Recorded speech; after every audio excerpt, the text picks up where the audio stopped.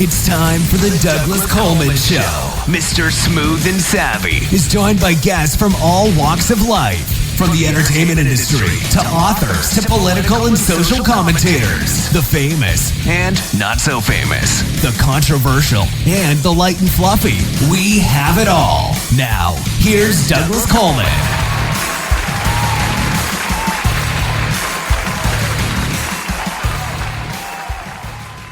Okay, please welcome to the Douglas Coleman Show, Judy Kwon. Hey, Judy, how are you? Good. How are you, Douglas? Thanks for having me on. Oh, thank you for coming on. I appreciate it. Your story is really interesting. My producer sent it to me. He said, here, check this one out. And I did, and I said, yes, let's book her. You grew up in a Korean-American video store in L.A. or in Hawaii?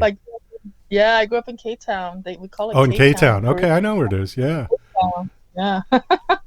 Yeah, it was quite an experience. We had American films and also Korean dramas, K-dramas. So I got to get a taste of both, worlds, you could say. Okay.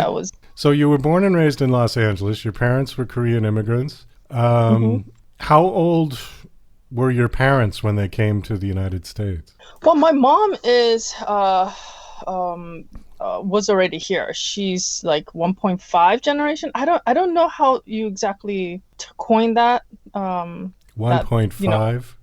1.5 or 2 second generation. I guess she would be considered second generation. Oh, okay. Because she was already here. Yeah, she's Korean American, and my dad came. He immigrated here.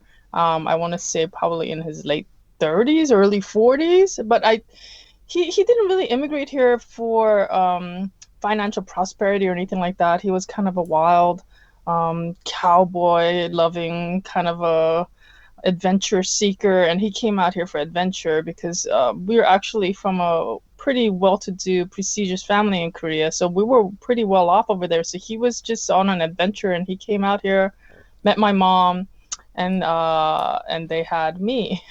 So I was born here. Oh, that's cool. You got into acting. I suppose growing up in a video store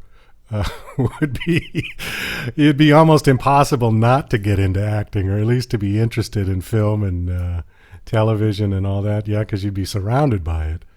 Yeah. Well, not just growing up in the video store. I also went to school in Hollywood. So my junior high and high school was all in Hollywood and LA. So that's naturally just the path I guess you would follow if you were going to go into the art kind of creative field.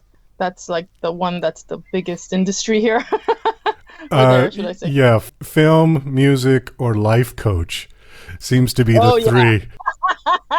There's a lot of life coaches out there. Oh, my God. Heroes. Yeah. We get inundated. Yeah. Oh, really? Actually, I have my own religion. Oh, you do? Yeah, it's called Judaism. I like that.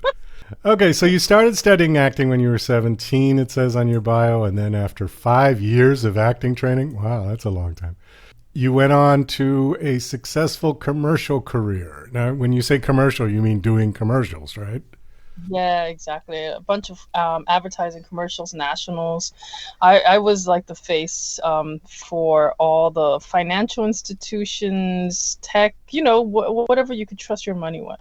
I probably have seen you and didn't know it was you. I mean, I watch TV a lot. Probably. So, yeah. Yeah, probably, because I would actually get a lot of people walk up to me and they think they know me. And I'm like, no, you don't really know me. You think you do, but no. What was your first commercial? Your first, one that you got paid and you were like all excited about? Well, actually, my first ones was Philips Flat TV with Tarsem. Tarsem did the cell with Jennifer Lopez, and he's a big film director. And the Philips Flat TV was when Flat TV first came out. Yeah, it was the big rage, and I was the kind of, I guess, dorky, hip kind of looking Asian girl with two hot white guys. Whoa! Oh, sorry. Those are my chickens. That was loud. Yeah, oh my God. They gotta let me know, it's the cocks, it's not the girls, it's always the males. What, have you got the chicken in the house with you?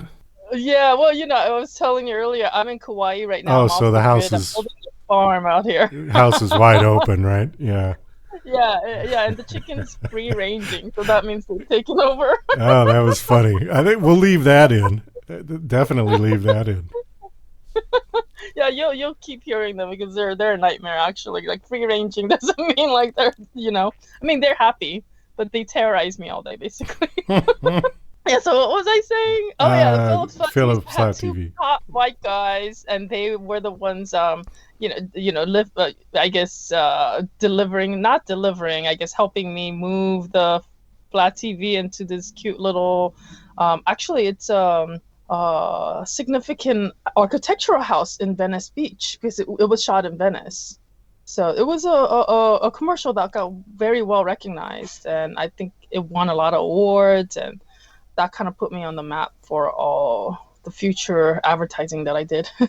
Wow. I'll have to look for that. Is it on YouTube? Probably, yeah. Yeah, it is on YouTube. If you put Philips Flat TV commercial, and we used even the Beatles soundtrack. So. Oh, wow. Yes. Big commercial then.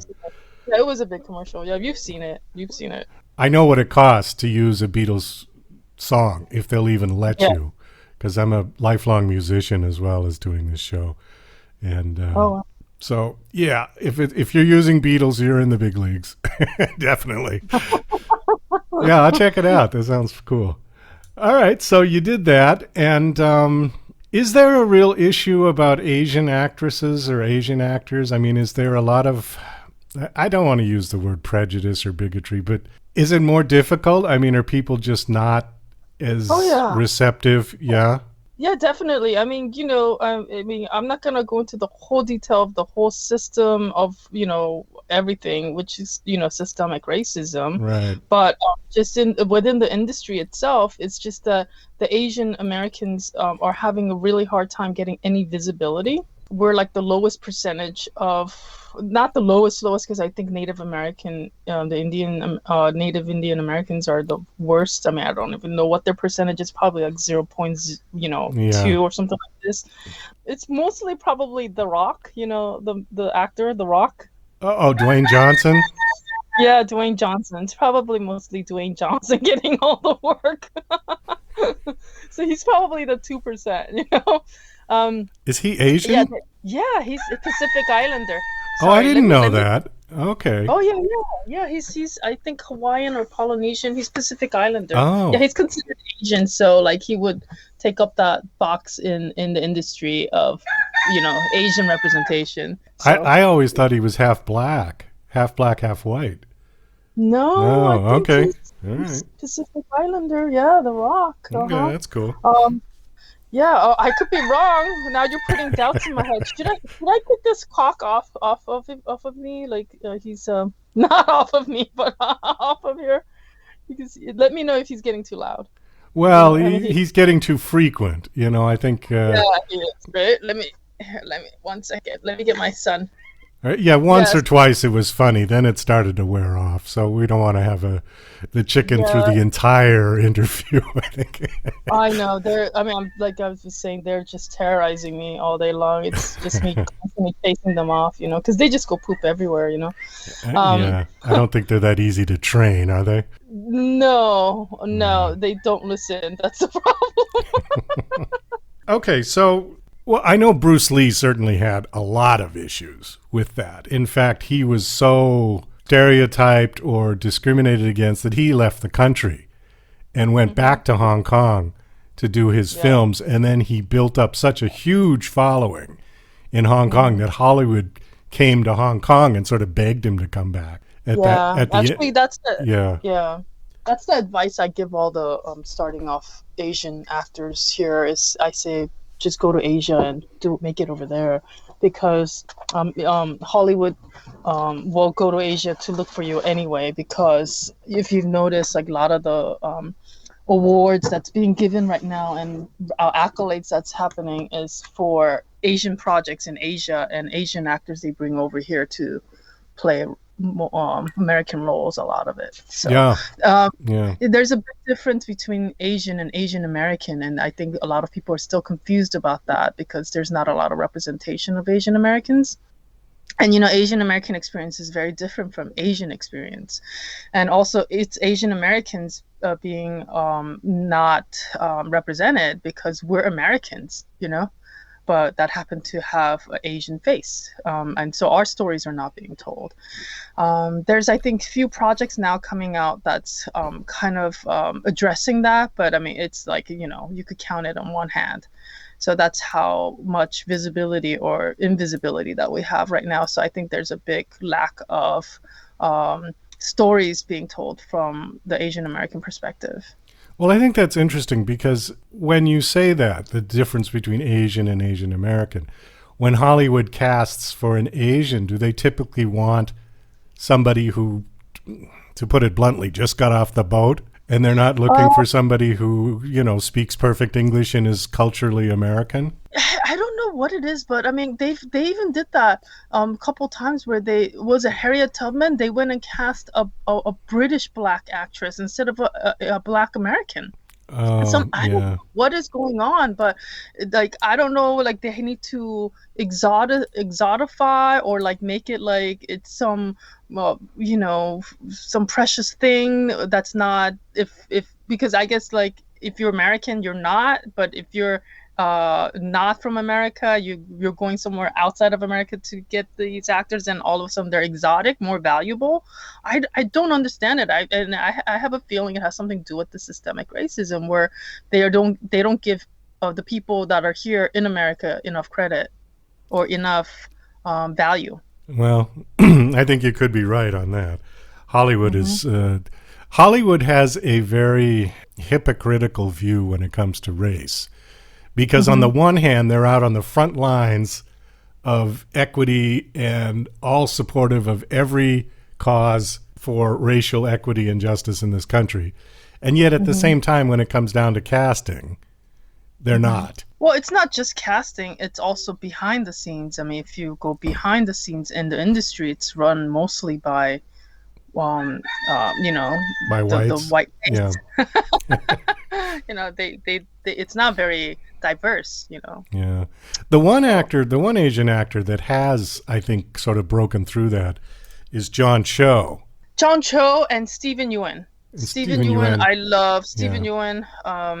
But Steven Yeun actually is a crossover, meaning he's gone to Korea to break through that. And you remember his projects that he did? Those were Korean projects that got recognized here, even though he's a Korean American actor. I don't remember his projects, no, but Steven Yeun, he's the one that did the zombie apocalyptic. Okay, all right. Zombie apocalypse? No, it's The Walking. So he was originally in The Walking, and he was in Minari. That won all the awards, the Oscar awards. Not all of it, but won a lot of Oscars. Okay. All right. Yeah. So Steven Yeun, and definitely John Cho, because John Cho is doing like Asian American, representing Asian American, and doing these he did that pot movie, right, and stuff like that. Oh, he did all kinds of stuff. He was originally in the American Pie films as one of the sort of horny teenagers, and he did. There was that TV show that he did, TV series, which I can't remember the name. And then he was on Star Trek. He played Sulu. Mm-hmm. So, he's I think he's crossed over. They don't, from the roles I've seen him in, they're not having him as a stereotype. Yeah, definitely. Yeah. He's, I don't even know if I would say crossed over. I don't think he was ever pigeonholed. He was one of those very few lucky actors that just came out as Asian from the top. I agree. There's another one that his name's Michael Chan. Do you know him? No. Which one's Michael Chan? Michael Chan is, he was in the movie Falling Down with Michael Douglas, and he played the Korean shop owner that Michael Douglas came in and sort of beat him up and broke his store. Michael Douglas was having a bad day, and he was going out of his mind. Okay. I don't know. It's an old film. It was Michael Douglas and when you say Michael Douglas, I'm thinking like what, 80s? Yeah, Robert Duvall and But anyways, so Michael Chan had to play this kind of stereotypical LA Korean store owner. And he's not even Korean, he's Chinese. So yeah, and I'm just looking him up right now. It looks like he did a lot of martial arts. Yeah, but then he broke through because now he was in some of the Jason Bourne movies. You know, he was in, I don't know, it's funny, I know his brother-in-law. I'm friends with his brother-in-law, but I've never had Michael on the show. But he's a great actor. I think he's fantastic. Yeah, that would be interesting to have him on the show and get him tell you a bunch of stories because he must have a lot. Yeah. Oh, he was in the Joy Luck Club. Oh, okay. Played a real asshole in that. Oh, my God. What that character was unbelievable. I mean, I love that movie. That was a great movie. Yeah, it was a great movie. But you'll remember his character. He was just like this, abusive guy. Unbelievable. Oh, was he the one that was abusing the woman that... Yeah, he was like the... Oh, okay. Yeah, that's him. Yeah. Oh, wow. Okay.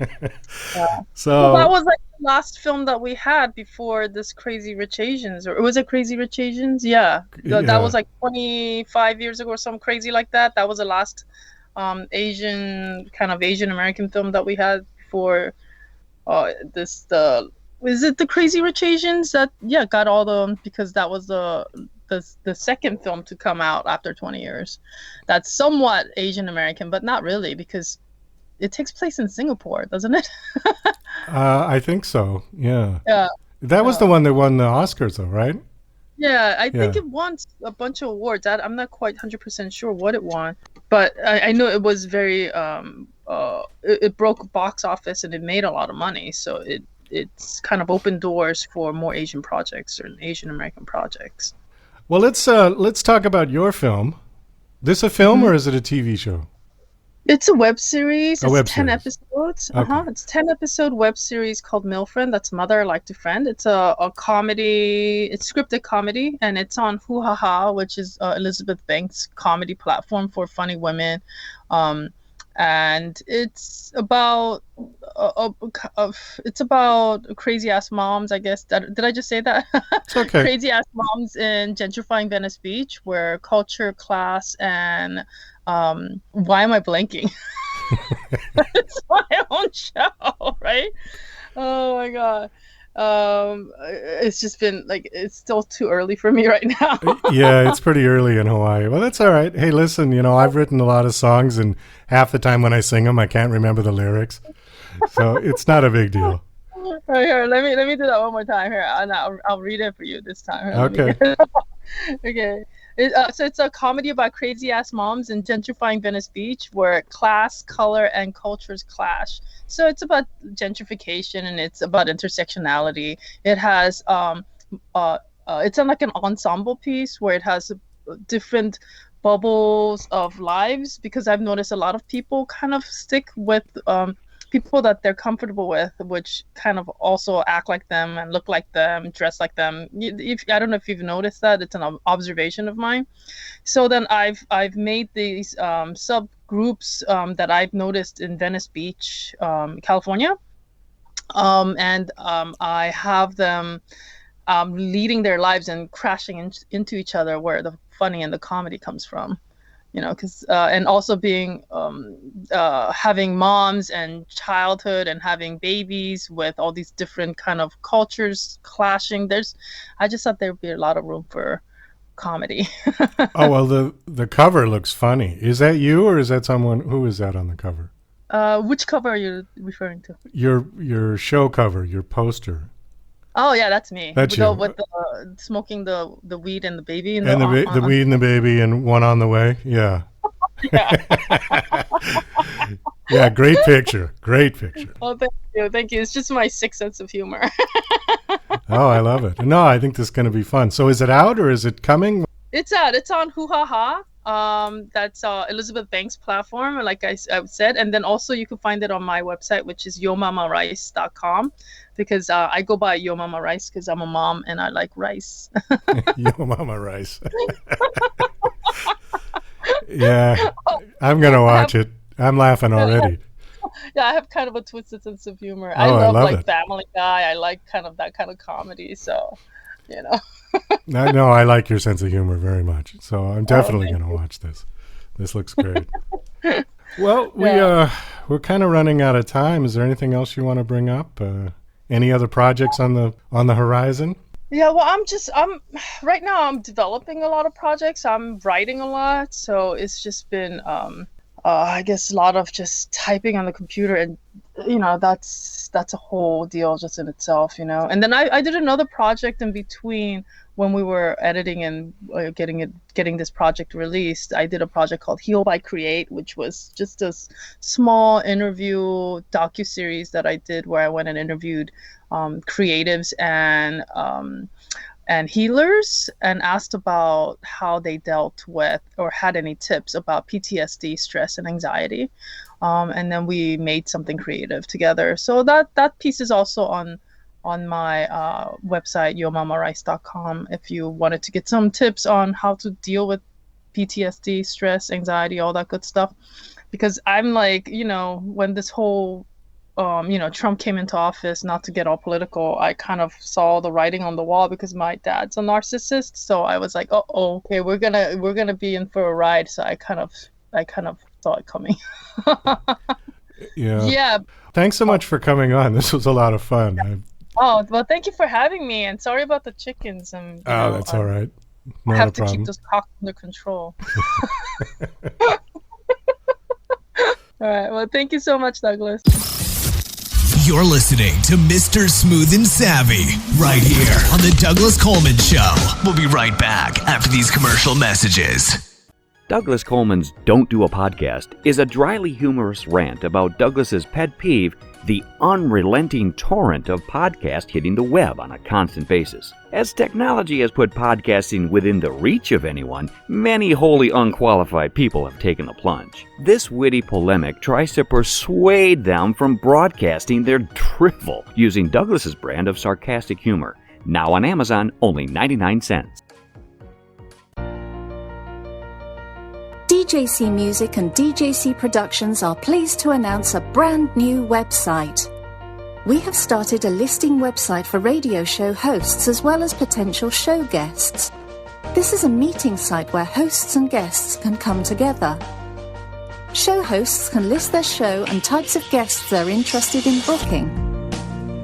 Potential guests can list their talents, bio, accomplishments, or anything they feel makes them an interesting radio show guest. There are no recurrent payments, only a one-time $5 listing fee. Your listing will stay up until you decide to cancel. Previous guests of The Douglas Coleman Show are welcome to submit their guest listing free of charge. Go to radiohostsandguests.com. That's radiohostsandguests.com.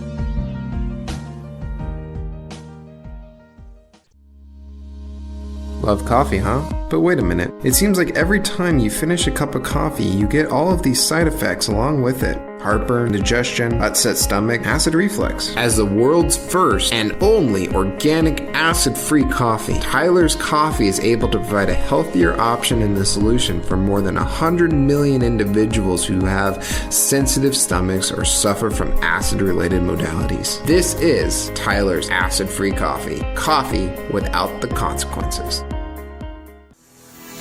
Hi, this is John Morgan, production supervisor for DJC Productions. You're listening to The Douglas Coleman Show. Okay, please welcome to The Douglas Coleman Show, Dr. Donna Marks. Hello, Dr. Marks. How are you? Hi, I'm doing very well. How are you today? Doing fine, thank you. Thank you for coming on the show. Thank you so much for having me on your show. What kind of a doctor? What is your area of expertise? Well, I'm trained in psychotherapy and addictions, and then my doctorate is in education. Okay. And you've got a book out called Exit the Maze, and the book deals with addiction. I assume this is a personal story for you? Well, there is a personal story in the book, and I certainly have a personal story related to why I wrote the book. But it's a self-help book, and it's won 18 awards in categories of spirituality, self-help, nonfiction, and so on. Why don't you just give us a little bit of your background and tell us how you got to the point where you wrote the book? Well, I had been raised in a family with addictions, and then I developed my own, and I was married to people with addictions. I had children with addictions. I couldn't really get away from it. I became a therapist and started seeing people that had addictions or had been affected by addictions, and I had my own addictions, and so it was just like all around me my whole life, and I fought it every step of the way. But I realized from getting a lot of help myself, all kinds of therapy, including psychoanalysis, and I am a psychoanalyst as well as mental health and addictions counselor. But there was a lot of deficiencies in the whole treatment process, and that, therapy and treatment helped, but the rate of relapse was so high, and myself included, and even when people didn't relapse, they weren't really all that happy most of the time. Some people were, but it was rare. So I really started to explore and do research and really dug in deep to try to extrapolate what did work and what didn't work, and out of that came the book. It was also a result of my own transformation from trying all the traditional methods and then applying the techniques that I outline in the book to myself, and having a huge success in my own happiness and my own joy and satisfaction and meaning and purpose in life. Now, when you're saying addiction, what sort of addictions are we talking about? Was this alcohol or drugs? Well, that's a really good question, and it's so funny. That's one of the problems in the treatment field. And as a matter of fact, I referred someone to a therapist in Manhattan the other day, and he said, "Well, I don't treat that type of addiction."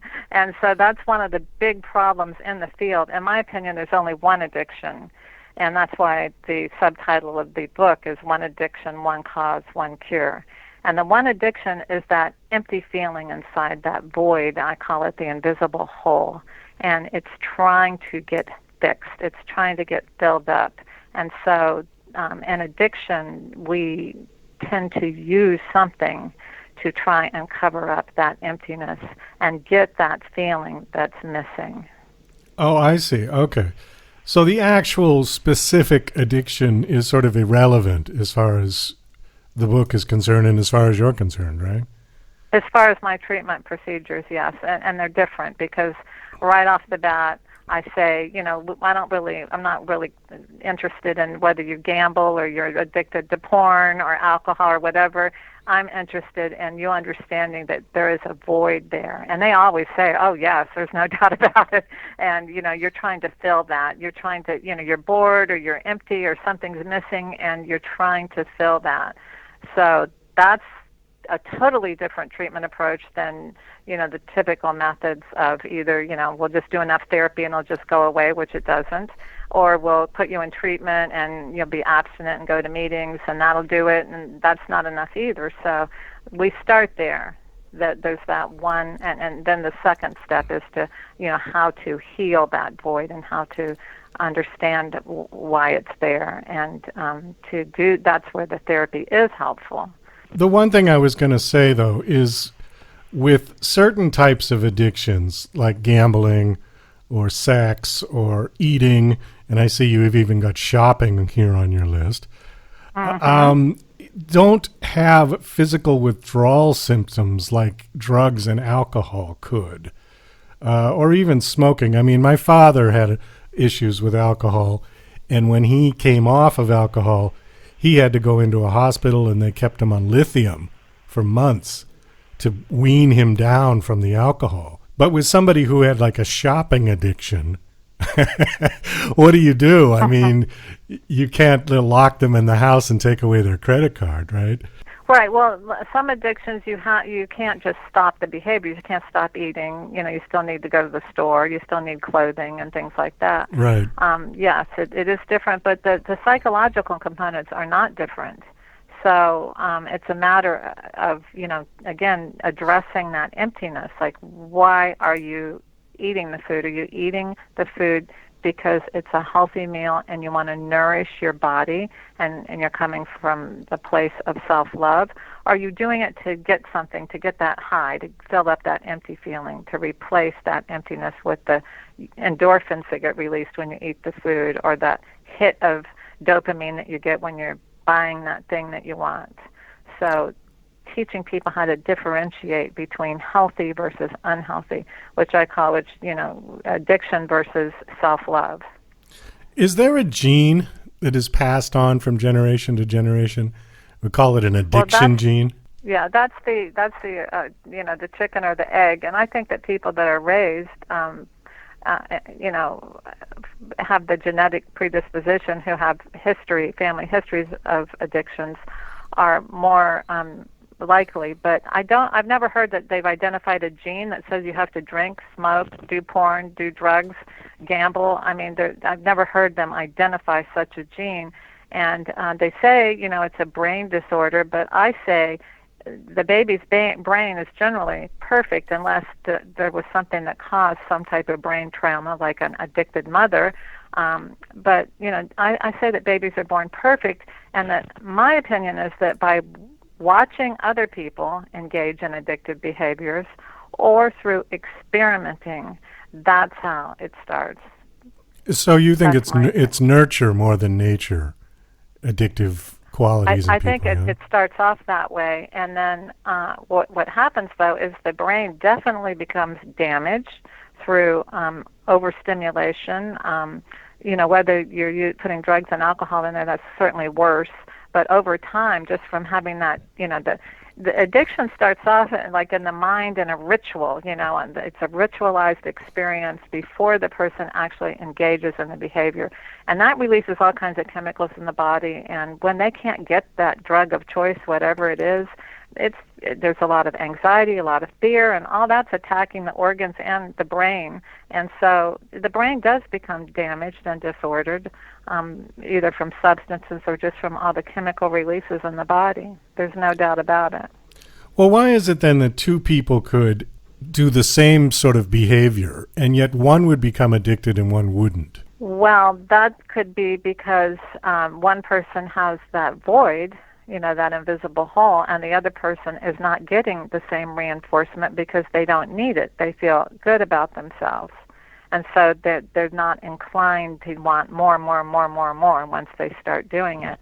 But I also want to emphasize that there's very few people that don't have some type of addiction. They just don't realize it. They think they just need to go on another diet. They don't realize there's certain foods that are causing that weight gain. And an addiction is anything that you continue to do despite negative consequences. So if, let's say, you go on a diet and you lose the weight, but you haven't changed your behavior, so when you start eating the foods again that cause the weight gain, you become addicted to them. You become addicted to them, and then you gain all the weight again. And with the addictive pattern, is if somebody quits smoking and they start again, they smoke more than they did before. If someone stops drinking and they drink again, it progresses. And same thing with foods or any other type of addiction. It gets worse in spite of abstinence. So that's because of that void just keeps growing. When we fill up, and think of it, I tell somebody like it's like a plant. A plant needs certain things, and it will flourish. So it needs sunshine, it needs the right fertilizers, it needs enough water. But you wouldn't go out there and pour scotch on there, on the plant, and dump cigarettes in there. I say the same thing with babies. You wouldn't give a baby, here, have a shot of alcohol, have a cigarette, here's your porn to watch. I mean, people laugh when I say that, but that's what we do to our bodies. And we have become so programmed and so conditioned for quick fixes. It's just inundated constantly. Buy this, eat this, drink this. You need this, you need that. And it gives you that quick fix, so you think it's working, but it's never working. It's only creating a deeper hole. Well, I agree with you. Although some of the things on your list, and I know that we're talking about the addiction as a whole concept and not specific ones, but some of them do have social stigmas with them attached to them, and some do not. And I think it's almost in one sense more difficult for people who might be addicted to, let's say, eating or shopping, as opposed to being addicted to painkillers. Because eating is something that everybody does. Not everybody is addicted to food, but it's socially acceptable. And in fact, it's part of our culture. We go to people's houses for dinner. We get together on holidays. We eat. We have drinks sometimes. But there isn't really a particular social situation where somebody's going to pop a whole bunch of Percocets, unless they're injured or something, but just to do it to feel good. So how do you break the sort of idea in people's minds that, well, this is what I'm supposed to be doing because everybody's eating, so how come I can't eat? Well, you can eat. You just learn how to eat things that don't trigger you to eat things addictively. And the trigger foods are generally sugar and wheat, and actually those are the trigger foods. Sugar and wheat. Yeah, I know. That's sort of my problem. That's part of your problem? Yeah, I tend to gravitate that. Well, I'm overweight, and I've been struggling with my weight for many years. And the problem is I just don't eat very much because that's my sort of fight against the weight. Is like, okay, well, I'm just not going to eat that much. I basically eat one meal a day. But at that meal, I tend to eat what I want to eat, my comfort foods, if you will.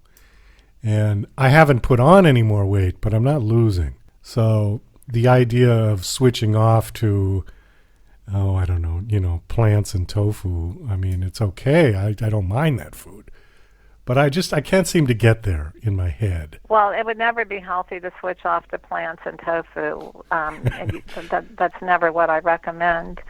So you just said several things that you use one addiction to manage another one. In terms of, I'll just abstain all day long, the control, and then of course, you're thinking about it, you're planning it, that's the ritual, and then, you'll indulge, but then the consequences that the obvious one is that you're carrying weight that you don't want to carry. Right. But there's other consequences there too, aren't there? Well, you mean how's your energy level? How's your self-esteem?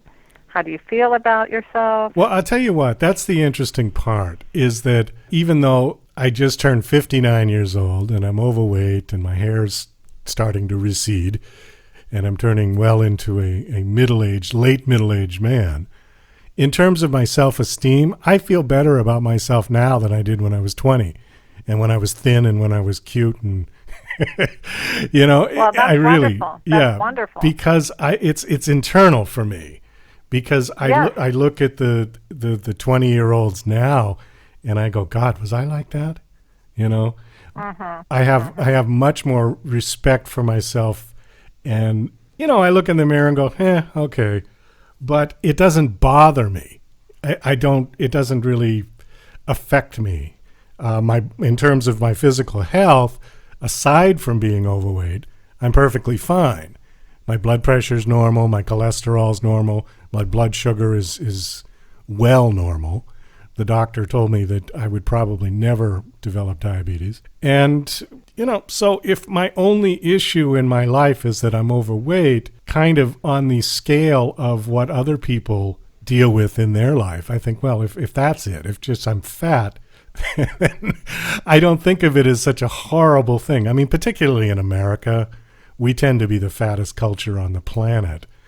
And when I compare myself to some other people out there, it's like, well, geez, I'm not that fat. But it's not a self-esteem issue for me. Those are a lot of rationalizations. But if you're happy, that's the key here. Well, you said that you are. Yeah. There's no consequences. Not yet. I mean, obviously, if I keep this weight on for a long time, later down the road, I could start developing health issues. Right, and the longer things go on, the harder it is to modify them. Yeah, but in terms of self-esteem, no, that isn't the issue. So you don't see how it interfering in your life at all at this point. No, not in that sense. Not in the psychological self-esteem sense. No. In any sense? Well, I suppose that I have a closet full of clothes that I can't fit into anymore. And how do you feel about that?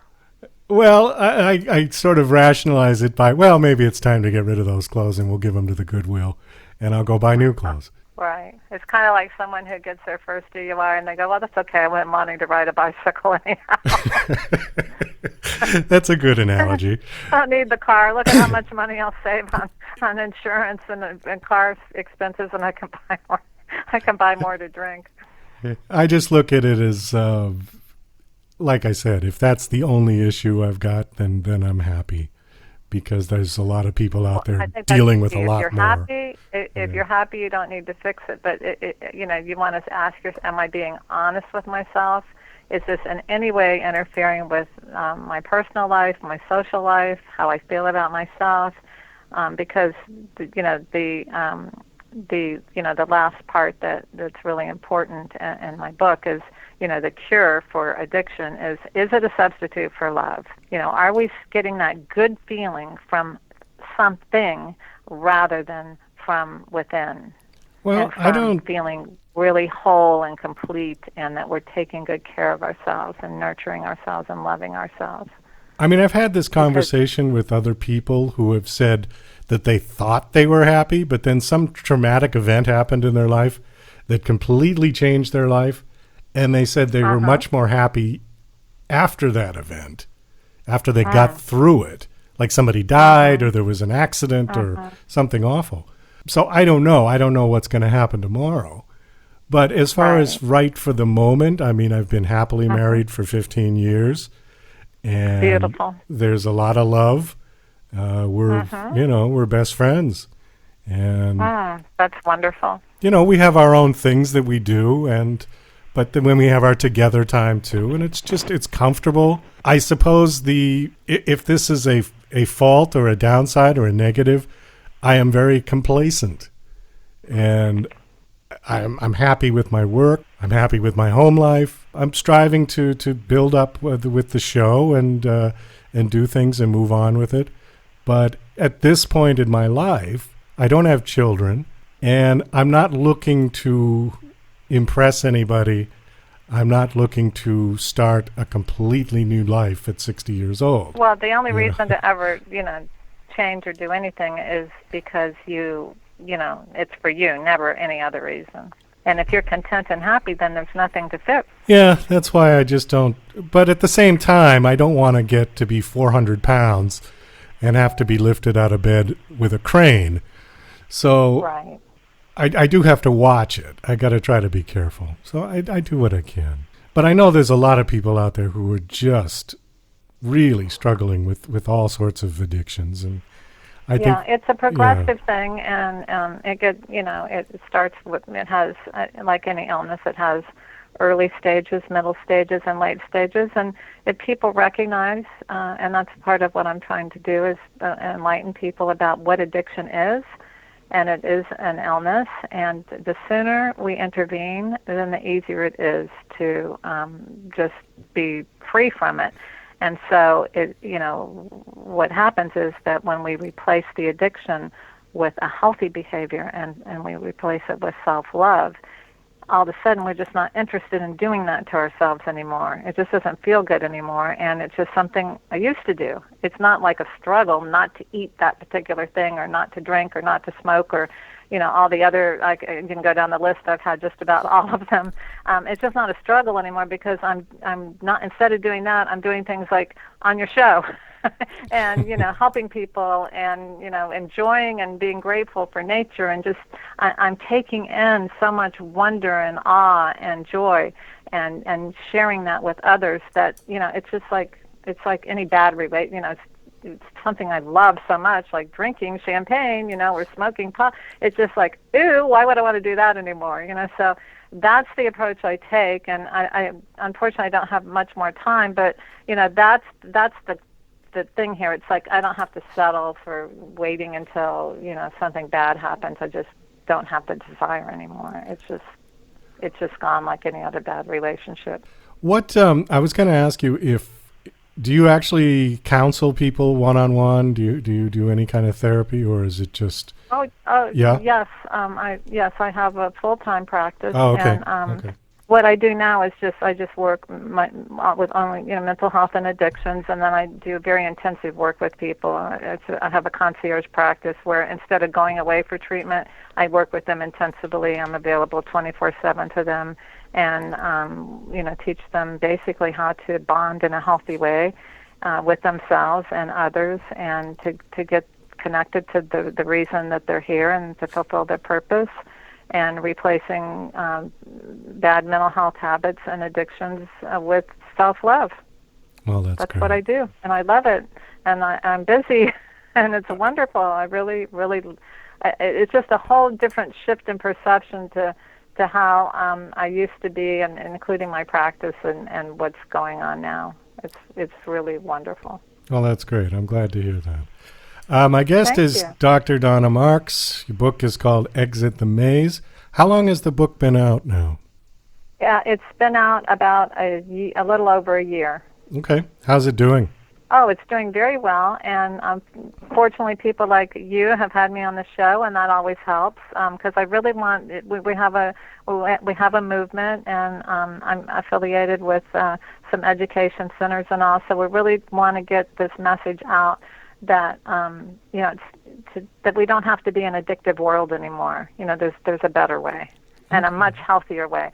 Almost all physical illnesses, at the root of that is that someone's engaging in some type of addictive behavior. So people can be emotionally happy and physically healthy and not have to deal with all the aches and pains and hearts and strokes and all this stuff, diabetes and all of that. We can actually be free from all that weight and worry and all, and live much healthier lives. Do you have a website that you want to give out where people can check out the book? Sure, it's www.drdonnamarks.com. Okay, great. And also, I do a weekly blog, and there's all kinds of free meditations on the site, and they can just register for the email list. We also have a free Course in Miracles class every week, so we would love to have people just sign up and enjoy those resources. Oh, that's great. Thank you so much for coming on the show and sharing. It was nice meeting you. Nice talking to you. It's been a pleasure. Thank you so much for inviting